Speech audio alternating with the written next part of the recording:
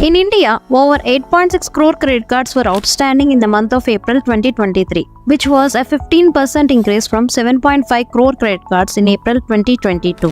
Despite this increased adoption of credit cards, many people are still skeptical about credit card and its usage, which brings us to a question that whether credit cards are really beneficial. Well, to answer this question, we need to have a better understanding about credit cards such as its pros and cons.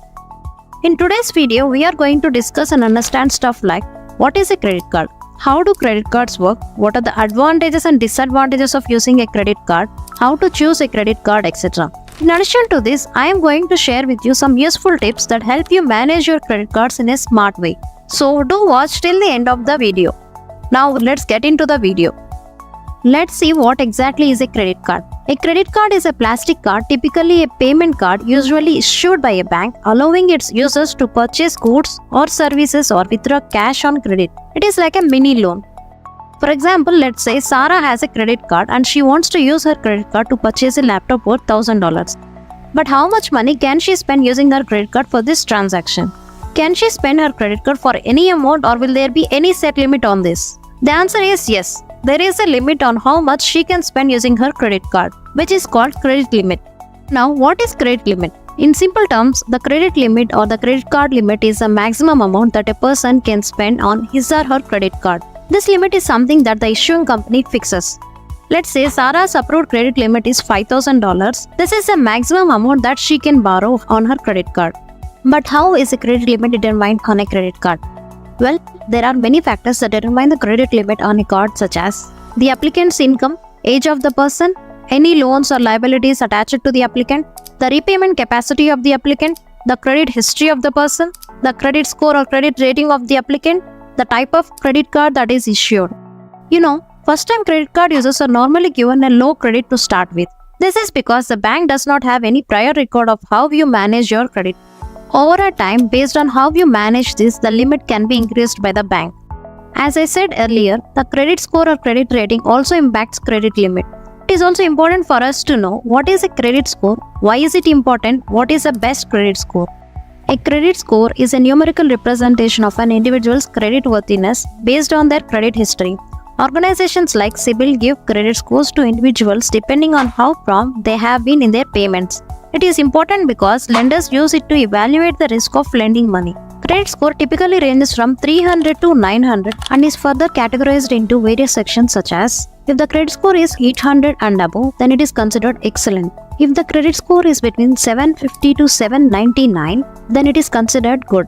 Whereas the credit score falls between 701 to 749, it is considered as fair. If it is between 601 to 700, it is poor. Whereas if it is below 600, then it is considered bad, which is really to be avoided. The best credit score in India is generally considered to be 850. Here is a tip. Timely payments positively impact one's credit score, while late payments or carrying a high balance relative to the credit limit can negatively affect it. Having understood what is credit card, credit limit, credit score and its importance, now it's time to summarize the mechanism of a credit card. That is, how do credit cards work, through a simple example. Let's say Sarah makes a $1,000 purchase using the credit card. That means she is essentially borrowing $1,000 from the credit card issuer, and she is expected to repay this amount by the due date to avoid interest charges. The credit card company has a billing cycle, usually a month. Sarah's purchases during this time are compiled into a statement. At the end of the cycle, the credit card company sends her a statement detailing her transactions and the total amount due. Sarah has several payment options, like she can pay the full balance, pay the minimum amount, or any amount in between. If she repays the $1,000 within the grace period, usually around 18 to 55 days, she won't incur any interest. However, if Sarah doesn't pay the full balance by the due date, the credit card company will charge interest on the remaining amount.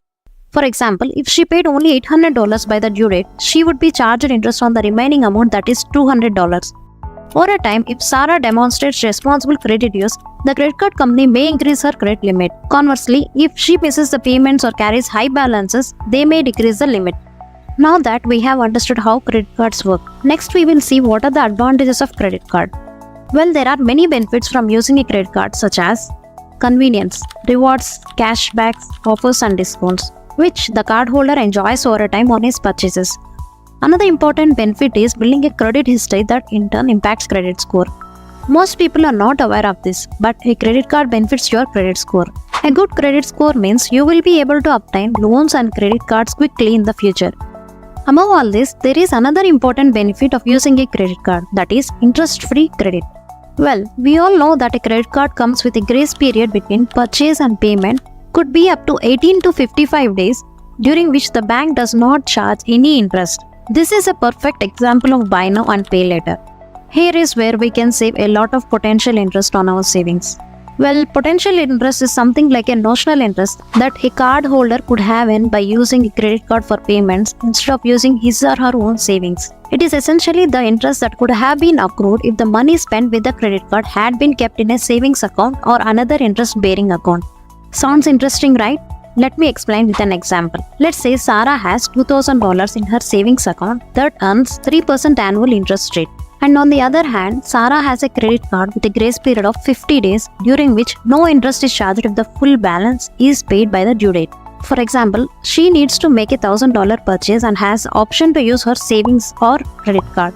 Instead of using money from her savings account immediately, Sarah chooses to use her credit card for a $1,000 purchase. During the grace period, Sarah has opportunity to keep her $1,000 in the savings account earning interest. If she leaves the money in the savings account for the full 50 days, the notional interest earned would be $4.11. Therefore, the interest saved by not using her savings for the credit period is nearly $4. This represents the potential interest that she would have lost if she had withdrawn the money from her savings instead of using the credit card within this interest-free period. Also, Sarah ensures that she pays the full credit balance before the due date, avoiding any interest charges. Now, we will know how do credit card companies make money. It's simple. Credit card companies make the bulk of their money from three things: interest, fees charged to the cardholders, and the transaction fees paid by the businesses that accept credit cards. Next, how to choose a credit card. Well, choosing the right credit card involves considering your spending habits, financial goals, and the card's terms, and it depends on case-to-case basis. When you are choosing a new credit card, you need to consider certain factors which include welcome bonuses, perks and benefits.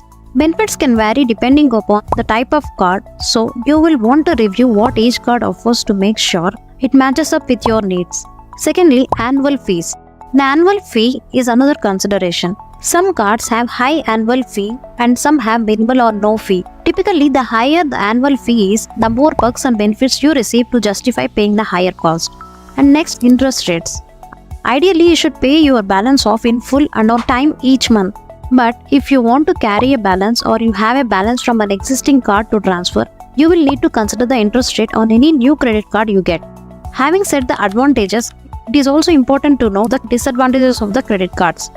Disadvantages of credit cards include high interest rates. For example, if you have a $1,000 balance with an 18% annual interest rate, you could pay $180 in interest over a year. And secondly, the fees.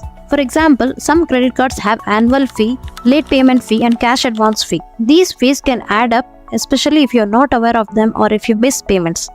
The next one is overspending and debt accumulation. Overspending, that is buying items that one cannot afford, can lead to debt accumulation and financial difficulty in repaying it. Finally, negative impact on credit score. Missed credit card payments can negatively impact credit score, which in turn impacts the ability to obtain loans in future. Understanding these disadvantages can help individuals make informed decisions about credit card use and adopt responsible financial practices. And here comes another important question. That is, should you use or get a credit card? Well, it depends on individual financial habits. Whether a credit card is good for you depends on how well you handle money. If you are responsible, credit cards can be convenient and offer rewards. But if not used carefully, they might lead to debt and money problems. So if you decide to get a credit card, use it responsibly. It can be handy, help build your credit and offer perks. However, be mindful of potential debt, high interest rates and fees. Pay your balances in full and on time to maximize the advantages while avoiding financial pitfalls. Now we have come to another interesting part of this video, that is tips. Tips to manage your credit card in a smart way. Tip number 1. Set a monthly budget to avoid overspending and ensure you can pay your credit card balance in full and on time. Secondly, understand your credit card terms. Familiarize yourself with interest rates, fees and reward structures to make informed decisions. Next, limit the number of cards. That is, manage your credit responsibly by having a few cards at most. The other one is monitor your statements. Regularly check your statements for errors or unauthorized transactions. Also, take advantage of rewards. Maximize rewards by using your card for regular expenses, but only if you can pay the balance in full. The next one and the most important one is credit score awareness. Understand the impact of your credit card usage on your credit score. And lastly, automate payments and avoid minimum payments to avoid late fees and interest charges. Paying the full balance is ideal. Alright, by following these smart tips, you can use your credit card as a valuable financial tool while minimizing potential risks and maximizing benefits.